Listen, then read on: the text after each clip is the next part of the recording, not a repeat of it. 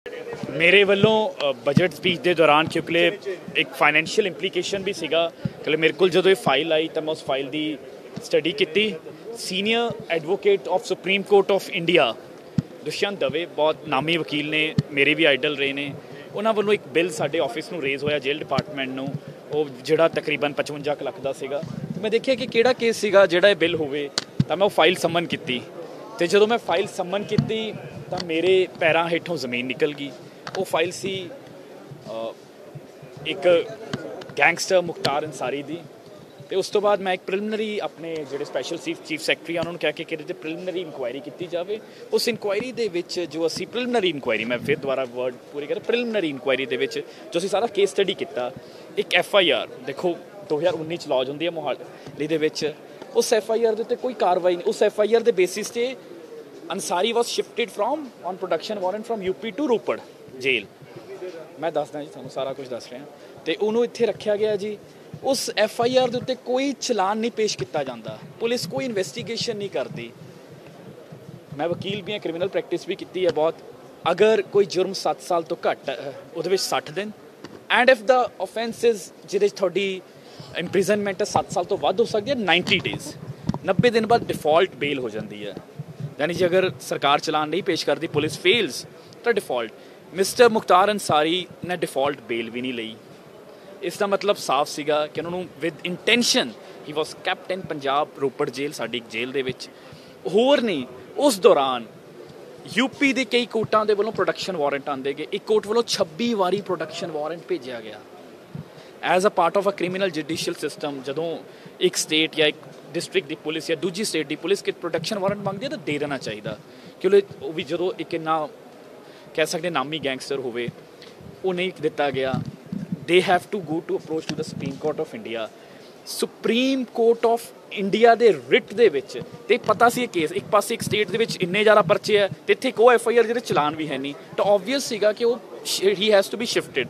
पर तां भी प्रोटैक्ट किया गया, एक सीनियर एडवोकेट खड़ा कराया गया जिन्हां दी एक पेशी अगर तो इफेक्टिव हेयरिंग है, तरीक पै जाए तो 11 लाख रुपये पंजाब की जनता दूगी, क्योंकि सारा टैक्स का पैसा पंजाब के लोग दिंदे है। जे तरीक ना पवे उस दिन नंबर ना है तो 5.5 लाख, ड्राफ्टिंग 5.5 लाख तो 55 लाख रुपया जी वो होया। तो उस तो बाद जो मेरी फाइल आया रिफ्यूज़, मैं क्या जी मैं तो बिल पास नहीं करूँगा, क्योंकि मैनू पंजाबियों ने जिम्मेदारी दी है। मेरे मुख्यमंत्री साहब ने कहा कि जो हरा पेन जो थानू बख्शिया गया ये तो फाइल करने तो पहले हमेशा सोचना कि कोई पंजाबियों का एक पैसा भी बर्बाद ना हो। तो प्रिलिमिनरी इंक्वायरी करे, प्रिलिमिनरी इंक्वायरी के आया कि 2 बैरकां ते जो 25 बंदे रोके जा सकते सी, दे वर स्पैशली रैनोवेटेड। उत्थे मुख्तार अंसारी नूं रखा गया। उस दौरान उसकी वाइफ सवेरे आती सी ते शाम तक 7-8 बजे तक नाल रहनी, ते होर भी बंदे।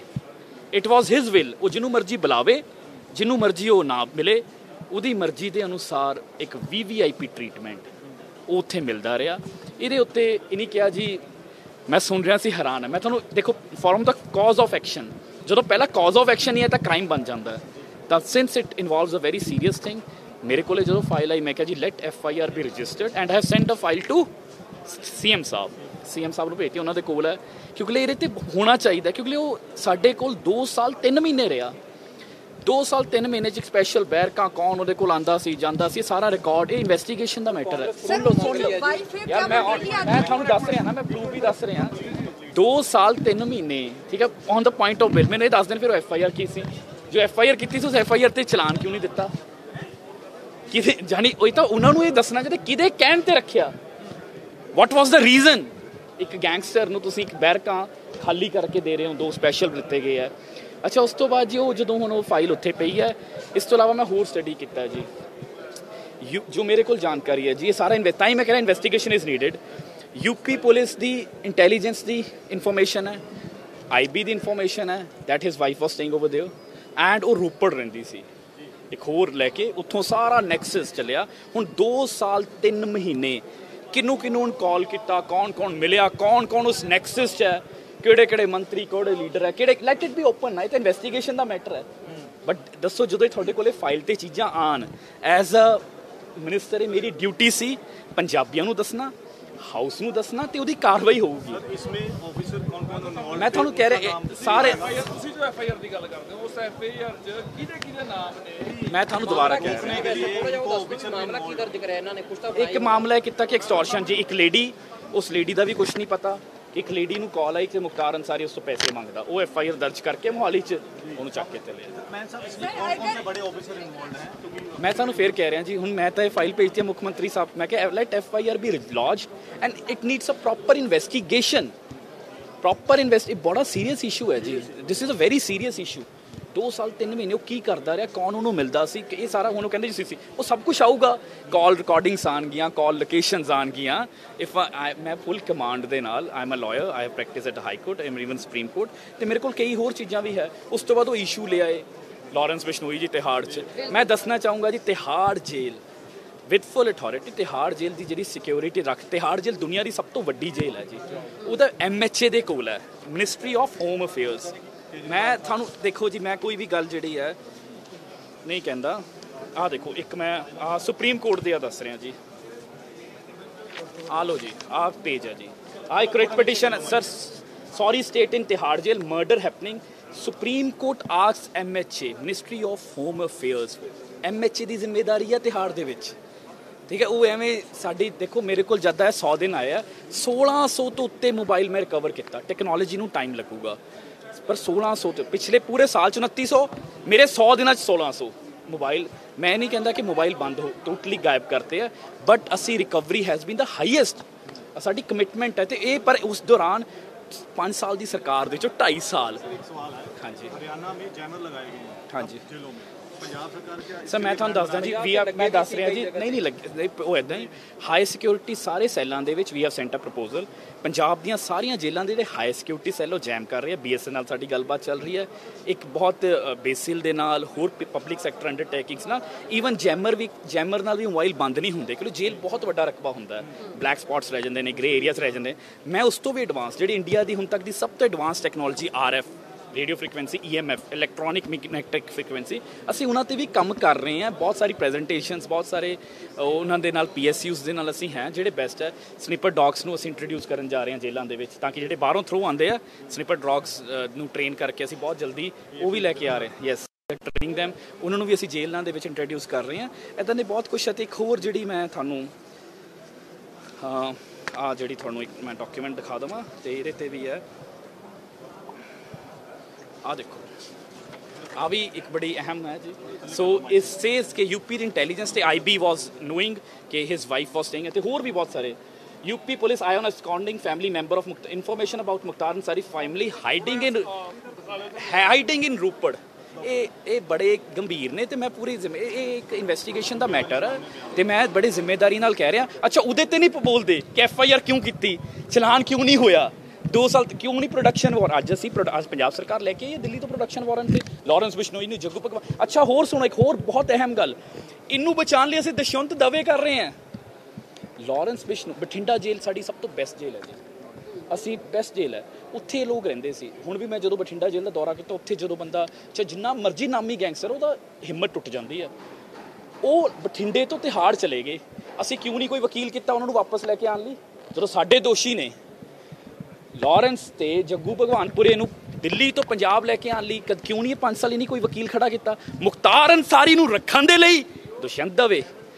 ਜੇ ਅਗਰ ਮੈਂ ਤੁਹਾਨੂੰ ਇਹ ਦੇਖੋ, ਮੈਂ ਬੜਾ ਵੱਡਾ ਘਾਟਾ ਹੋਇਆ ਜੀ ਪੰਜਾਬ ਨੂੰ, ਮੇਰੇ ਮਾਤਾ ਪਿਤਾ ਨੂੰ ਅਫਸੋਸ ਹੈ, ਮੈਨੂੰ ਅਫਸੋਸ ਹੈ। ਮੈਂ ਉੱਤੇ ਰਾਜਨੀਤੀ ਨਹੀਂ ਕਰਨਾ ਚਾਹੂੰਗਾ, ਕਿਉਂਕਿ ਮੈਂ ਉਹ ਫਿਰ ਦੁਹਰਾਊਂਗਾ, ਮੈਨੂੰ ਬਹੁਤ, ਹਰ ਪੰਜਾਬੀ ਨੂੰ ਦੁੱਖ ਹੈ ਜੀ। ਸਾਨੂੰ ਵੀ ਬਹੁਤ ਮੈਸੇਜ ਆਉਂਦੇ ਆ ਕਈ ਲੋਕ, ਉਹ ਇੱਕ ਬਹੁਤ ਵੱਡਾ ਘਟਨਾ ਹੋਈ ਹੈ। ਪਰ ਅਗਰ ਲਾਰੈਂਸ ਤੇ ਜੱਗੂ ਬਠਿੰਡਾ ਜੇਲ੍ਹ 'ਚ ਹੁੰਦੇ ਤਾਂ ਸ਼ਾਇਦ ਇਹ ਘਟਨਾ, ਕਿਉਂਕਿ ਉੱਥੇ ਮੈਂ ਦੱਸ ਰਿਹਾ, ਤਿਹਾੜ ਜੇਲ੍ਹ ਦੇ ਹਾਲਾਤ ਇੰਨੇ ਬੁਰੇ ਸੀ। MHA ਨੂੰ, ਇਹ ਜਿਹੜਾ ਮੈਂ ਕੇਸ ਦਾ ਜ਼ਿਕਰ ਕੀਤਾ, ਇਹਦੇ ਵਿੱਚ ਇੱਕ ਉੱਥੇ ਇਨਮੇਟ ਹੈ ਅਲਟਰਾਟੈਕ ਵਾਲਾ, ਉਹਨ ਥੱਲੇ ਆਪਣਾ ਬੇਸਮੈਂਟ 'ਚ ਆਫਿਸ ਬਣਾਇਆ ਸੀ, ਉੱਥੋਂ ਆਪਣੀ ਕਾਰਪੋਰੇਟ ਮੀਟਿੰਗਸ ਕਰਦਾ ਸੀ। ਤਾਂ ਜੇਲ੍ਹਾਂ ਦੇ ਵਿੱਚ ਇਹ ਹੁੰਦਾ ਰਿਹਾ। ਉਹਦੇ ਵਿੱਚ 32 ਆਫੀਸ਼ੀਅਲ ਸੁਪਰੀਮ ਕੋਰਟ ਦੇ ਕਹਿਣ 'ਤੇ ਸਸਪੈਂਡ ਹੋਏ ਸੀ। So these are very serious things, and with all authority and with full research and everything on paper and ਮੈਂ ਤਾਂ ਹੀ CM ਸਾਹਿਬ ਨੂੰ ਬੇਨਤੀ ਕੀਤੀ ਹੈ ਕਿ ਈਵਨ ਕੋਈ ਸੈਂਟਰਲ, ਮੇਰੇ ਵੱਲੋਂ ਤਾਂ ਦੇਖੋ ਸੈਂਟਰਲ ਏਜੰਸੀ ਜਾਂਚ ਕਰ ਲਵੇ ਤਾਂ ਇਫੈਕਟ ਸਾਹਮਣੇ ਆਉਣਗੇ। ਨਹੀਂ, I think Punjab police is competent. ਮੈਂ ਕਹਿ ਰਿਹਾ ਜੀ, ਉਹ ਵੀ ਕਰ ਲੈਣ, they are open to do it, but ਮੈਂ ਕਹਿ ਰਿਹਾ ਮੈਨੂੰ ਆਪਣੀ ਪੁਲਿਸ ਤੇ ਪੂਰਾ ਯਕੀਨ ਹੈ, ਆਪਣੇ ਆਫਿਸਰਸ ਤੇ ਯਕੀਨ ਹੈ। ਦੇਖੋ ਮੈਂ ਅੱਜ ਕਿਸੇ ਦਾ ਨਾਮ ਲੈ ਲਵਾਂ ਉਹ ਚੰਗਾ ਨਹੀਂ ਲੱਗਦਾ, ਫਿਰ ਉਹ ਇੱਕ ਐਂ ਲੱਗਦਾ ਕਿ ਸ਼ਾਇਦ political vendetta, but this file was very important. ਤੇ ਇਹਦੇ ਤੇ ਫਾਈਨੈਂਸ਼ੀਅਲ ਇਹ ਤਾਂ ਇਕੱਲਾ ਉਹ ਬਿੱਲ ਹੈ, ਤੁਸੀਂ ਸਮਝੋ ਇੱਕ ਵਕੀਲ ਦਾ 2 ਸਾਲ 3 ਮਹੀਨੇ ਜੇਲ੍ਹ ਦਾ ਖਰਚੇ ਦੀ ਕੋਈ ਕੈਲਕੂਲੇਸ਼ਨ ਆਪਾਂ ਲਾਈ ਨਹੀਂ ਸਕਦੇ ਜੀ, ਉਹ ਆਪਾਂ ਲਾਈ ਨਹੀਂ ਸਕਦੇ, ਉਹ ਮੈਂ ਕਿਵੇਂ ਲਾਵਾਂ ਜੀ। ਤੇ ਇਸ ਕਰਕੇ ਆ ਜਦੋਂ ਮੈਂ ਇਸੀ ਗੱਲ ਦਾ ਦੁੱਖ ਹੁੰਦਾ, ਜਦੋਂ ਪੜ੍ਹਦਾ ਮੈਂ ਵਾਈਟ ਪੇਪਰ ਜਦੋਂ ਪੜ੍ਹਿਆ ਮੇਰੇ ਪੈਰਾਂ ਹੇਠੋਂ ਜ਼ਮੀਨ ਨਿਕਲ ਗਈ। 3 ਲੱਖ ਕਰੋੜ ਦਾ ਕਰਜ਼ਾ ਹੋਣ ਤੋਂ ਬਾਅਦ ਵੀ ਪੰਜਾਬ ਬੇਸਿਕ ਕਰਜ਼ਾ ਹੁੰਦਾ ਕੋਈ ਇਸ਼ੂ ਨਹੀਂ ਸੀ ਸਾਨੂੰ, ਮੈਨੂੰ ਕੋਈ ਦੁੱਖ ਨਾ ਹੁੰਦਾ, ਪਰ ਸਾਡੇ ਕੋਲ ਅਮੈਨਿਟੀਜ਼ ਨਹੀਂ ਹੈ। We don't have hospitals, we don't have schools, we don't have teachers, so that was an issue and we were spending money. जो आज अग्निपथ के खिलाफ पारित किया गया, क्या लगता है कि उससे सरकार जो सेंट्रल सरकार ਮੈਂ ਕਹਿੰਦਾ ਜੀ Punjab is the first state, ਤੇ ਮੈਂ ਬੜੇ ਆંકੜਿਆਂ ਸਮੇਤ ਤੁਸੀਂ ਦੇਖੋ ਹਰ ਸਾਲ ਦੀ ਭਰਤੀ ਦੇ ਆંકੜੇ ਦਿੱਤੇ ਆ ਤੇ ਦੱਸਿਆ ਕਿ this scheme is very dangerous. Can you please tell us the facts and figures of Agnipath और दिस केस आर्मी रिक्रूटमेंट होता है सरकार की तरफ से क्या कुछ रखी गई सरकार? ਮੈਂ ਤੁਹਾਨੂੰ ਦੱਸ ਦਿੰਦਾ ਜੀ ਅਗਨੀਪਥ ਤੇ ਮੈਂ ਆંકੜੇ ਦੱਸਿਆ। ਪਹਿਲੀ ਗੱਲ ਤਾਂ ਮੈਂ ਕਿਹਾ ਗਿਆ ਕਿ ਅਗਨੀਪਥ ਜਿਹੜੀ ਸਕੀਮ ਹੈ ਉਹਨੂੰ ਐ ਪੇਸ਼ ਕੀਤਾ ਜਾ ਰਿਹਾ ਕਿ ਜਿਵੇਂ ਸਭ ਤੋਂ ਵੱਡੀ ਹੁਣ ਤੱਕ ਦੀ ਇੰਪਲੋਇਮੈਂਟ ਜਨਰੇਸ਼ਨ ਹੋਵੇ। ਇਹ ਇੰਪਲੋਇਮੈਂਟ ਜਨਰੇਸ਼ਨ ਨਹੀਂ, ਇੰਪਲੋਇਮੈਂਟ ਡਿਸਟਰਕਸ਼ਨ ਹੈ। ਦੇਸ਼ ਦੀ ਸਭ ਤੋਂ ਵੱਡੀ ਨੌਕਰੀ ਖਤਮ ਕੀਤੀ ਜਾ ਰਹੀ ਹੈ, ਕੋਈ ਨੌਕਰੀ ਦਿੱਤੀ ਨਹੀਂ ਜਾ ਰਹੀ ਜੀ। ਅੱਜ ਸਾਡਾ ਦੇਸ਼ ਦੁਨੀਆ ਦਾ ਸਭ ਤੋਂ ਯੰਗੈਸਟ ਪਾਪੂਲੇਸ਼ਨ ਵਾਲਾ ਦੇਸ਼ ਹੈ। ਸਾਡੇ ਕੋਲ 50% ਆਫ ਦਾ ਪਾਪੂਲੇਸ਼ਨ, 50% ਸਾਡੀ ਆਬਾਦੀ 25 ਸਾਲ ਤੋਂ ਹੇਠ ਹੈ। Average age of N Indian is 29। ਉਸ ਦੌਰਾਨ ਮੈਂ ਕੁਝ ਆંકੜੇ ਜਿਹੜੇ ਆ 2015-16 ਦੇ ਵਿੱਚ ਇਨ ਦ ਈਅਰ 15-16 71,804 71,000 ਰਿਕਰੂਟਮੈਂਟ ਹੋਈ। 2016-17 ਚ 52,447 52,000 ਰਿਕਰੂਟਮੈਂਟ ਹੋਈ। 2017-18 ਚ 50,000 ਰਿਕਰੂਟਮੈਂਟ ਹੋਈ। 2018-19 ਚ 53,000 ਰਿਕਰੂਟਮੈਂਟ ਹੋਈ। 2019 ਤੇ 20 ਦੇ ਵਿੱਚ 80,000 80,000 ਰਿਕਰੂਟਮੈਂਟ ਹੋਈ ਹੈ। 2020 ਚ 0, 2021-22 ਚ 0। ਇਸ ਵਕਤ ਤਕਰੀਬਨ ਇਹ this is a government of India statement on 10th of December 10 ਦਸੰਬਰ 2021 ਨੂੰ ਕਹਿੰਦੇ ਆ ਜੀ ਤਕਰੀਬਨ 1.25 ਲੱਖ 1.25 ਲੱਖ ਅਸਾਮੀਆਂ ਸਾਡੀ ਆਰਮਡ ਫੋਰਸਿਸ 'ਚ ਖਾਲੀ ਪਈਆਂ। 8-9 ਮਹੀਨੇ ਹੋ ਗਿਆ ਜੀ, ਤਕਰੀਬਨ 2 ਲੱਖ ਪੋਸਟ ਖਾਲੀ ਪਈਆਂ। 2 ਲੱਖ ਨੌਜਵਾਨਾਂ ਨੂੰ ਅੱਜ ਰੋਜ਼ਗਾਰ ਮਿਲ ਸਕਦਾ ਸੀ। ਉਹ 2 ਸਾਲਾਂ ਤੋਂ ਤਿਆਰੀ ਕਰ ਰਹੇ ਸੀ, ਟੈਸਟ ਆ ਗਏ, ਐਡਮਿਟ ਕਾਰਡ ਆਏ, ਸਾਰਾ ਕੁਝ ਆਇਆ, ਹਰ ਵਾਰੀ ਕੈਂਸਲ ਕਰ ਦਿੱਤਾ ਜਾਂਦਾ ਸੀ। ਅਸਲੀ ਅਗਨੀਵੀਰ ਤਾਂ ਉਹ ਨੇ ਜਿਹੜੇ 2 ਸਾਲ ਟ੍ਰੇਨ ਕਰਦੇ ਰਹੇ, ਤੇ ਉਹਨਾਂ ਨੂੰ ਕੰਪਨਸੇਟ ਕਰੋ, 10-10 ਲੱਖ ਰੁਪਇਆ ਦਿਓ। ਕਿ ਤੁਸੀਂ ਕਹਿਤਾ ਜੀ ਉਹਨਾਂ ਦੀ ਏਜ ਨਹੀਂ, it's not about the age relaxation. ਉਹ ਦੇ ਵਰ ਸਿਲੈਕਟਡ ਐਂਡ ਜਿਹਦੇ ਲਈ ਉਹਨੇ ਫਾਰਮ ਭਰੇ ਸੀ ਉਹ 15 ਸਾਲ ਵਾਲੀ ਨੌਕਰੀ ਸੀ। ਉਹ ਇਹ ਜਿਹੜੀ 2 ਲੱਖ ਬੰਦਾ ਭਰਤੀ ਹੋਣਾ ਸੀ, ਇਹ 15 ਸਾਲ ਵਾਲੀ ਨੌਕਰੀ ਸੀ। ਇੱਕ ਫੌਜੀ ਜਾ ਕੇ 15 ਸਾਲ ਕੰਮ ਕਰਦਾ, ਉਸ ਤੋਂ ਬਾਅਦ ਤਨਖਾਹ ਮਿਲਦੀ, ਉਹਨੂੰ ਪੈਨਸ਼ਨ ਮਿਲਦੀ, ਇੱਜ਼ਤ ਮਿਲਦੀ, ਸਨਮਾਨ ਮਿਲਦਾ। ਉਹ ਕੈਂਟੀਨ ਦੇ ਉੱਤੋਂ ਹਰ ਤਰੀਕੇ ਦੀ ਗਰੋਸਰੀ ਲੈ ਸਕਦਾ। ਅਗਰ ਉਹਨੂੰ ਕੋਈ ਆਟੋਮੋਬਾਈਲ ਲੈਣਾ ਉਹ ਸਸਤਾ ਮਿਲਦਾ। ਅਗਰ ਉਹ ਬਿਮਾਰ ਹੋਵੇ, ਉਹਦਾ ਪਰਿਵਾਰ ਦਾ ਕੋਈ ਮੈਂਬਰ ਬਿਮਾਰ ਹੋਵੇ, ਇਲਾਜ ਫ੍ਰੀ ਹੁੰਦਾ। ਤੁਸੀਂ ਕਿ ਨੌਕਰੀ ਖਤਮ ਕਰ ਦਿੱਤੀ। ਅੱਜ 4 ਸਾਲ ਸੇਵਾ ਕਰਨ ਤੋਂ ਬਾਅਦ ਉਹ ਕੀ ਕਰੂਗਾ? ਸਾਡੇ ਲਈ ਵੀ ਸ਼ਰਮ ਵਾਲੀ, ਐਜ਼ ਅ ਇੰਡੀਅਨ ਮੇਰੇ ਲਈ ਸ਼ਰਮ ਵਾਲੀ ਗੱਲ ਹੋ ਗਈ। ਅਸੀਂ ਜਦੋਂ ਮੌਲਾਂ 'ਚ ਜਾਵਾਂਗੇ ਜਾਂ ਅਸੀਂ ਕੋਈ ਮੂਵੀ ਦੇਖਣ ਜਾਵਾਂਗੇ, ਉਹ ਬਾਹਰ ਖੜ੍ਹ ਕੇ ਸਲੂਟ ਮਾਰੂਗਾ। It's a shame. Already petrol diesel ਬਹੁਤ ਮਹਿੰਗਾ ਜੀ, ਤੁਹਾਡੇ ਕੋਲ ਪੈਨਸ਼ਨ ਦੇ ਪੈਂਦੇ ਪੈਸੇ ਨਹੀਂ, ਰੁਪਇਆ ਹੋਰ ਲਾ ਦਿਓ, ਹਰ ਹਿੰਦੁਸਤਾਨੀ ਦੇ ਦੂਗਾ। ਦੇਖੋ ਜੀ ਮੈਂ ਤੁਹਾਨੂੰ ਦੱਸਦਾ, ਦੇਖੋ ਜੀ ਮੈਂ ਤੁਹਾਨੂੰ ਦੱਸਦਾ, ਦੇਖੋ ਸਿੰਪਲ ਜੀ ਗੱਲ ਹੈ, these are very serious issues and also ਇਹਦੇ ਤੇ ਹੋਰ ਵੀ ਇਹ ਦੇਸ਼ ਦੀ ਨੈਸ਼ਨਲ ਸਿਕਿਉਰਿਟੀ ਦਾ ਮਸਲਾ ਹੈ। ਇਟਸ ਹਾਈ ਟਾਈਮ ਅਸੀਂ ਆਪਣਾ ਫਰਜ਼ ਨਿਭਾ ਦਿੱਤਾ। ਦੇਸ਼ should realise it and they should take it back. Thank you.